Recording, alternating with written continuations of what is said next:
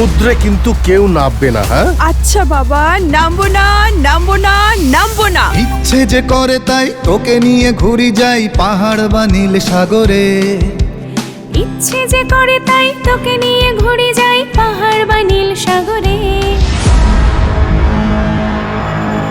আমি বিয়ে করতে যাচ্ছি না, যে মদনের পঞ্জিকার কথা ভাববো।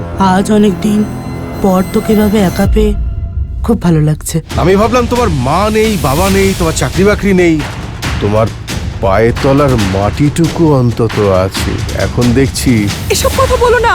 যা বলছি আমি ঠিক বলছি। জীবনটা পুতুল খেলা নয় যে খেললাম খানিক তারপর ছুঁড়ে ফেলে দিলাম। খুব ভয় করে রে তোকে হারিয়ে ফেলার। আমি হয়তো মরেই যাব। আপনাকে দেখে আমার মা অসুস্থ হয়ে গেল।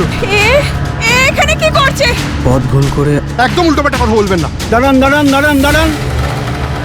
তোরা যা, আমি বড়বাবুকে ফোন করছি। দাদা, ওই যে সুরের বাচ্চাটা ওইখানে বসে আছে, চলো চল।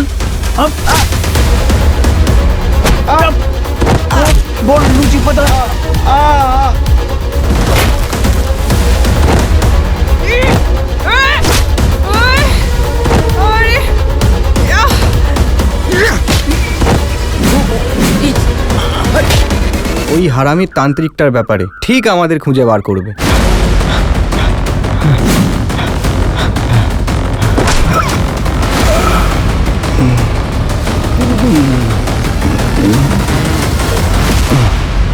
রনি কোথায় গেছে?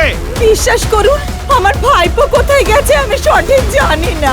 কি বলে গেছে? কোথায় গেছে? কি বলে গেছে? তোর সাথে জীবন মরণ বন্ধু, সে কি অকারণ।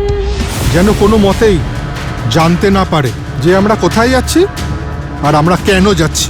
আমি তোকে একটা প্রশ্ন জিজ্ঞেস করেছি, আনসার মাই কোয়েশ্চেন্স।